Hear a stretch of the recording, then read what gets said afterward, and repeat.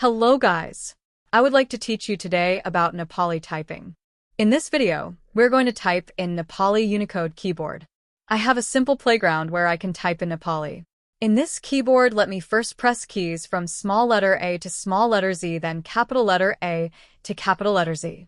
As you can see, there are many letters appearing here. Now I am going to type in Nepali Varnamala, all consonants and vowels.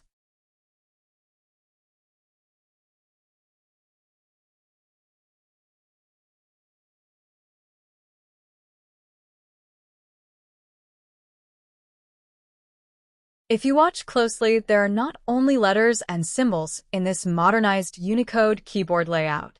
There is 0 with joiner and 0 with non-joiner as well. I will show you the use of both of these one after another.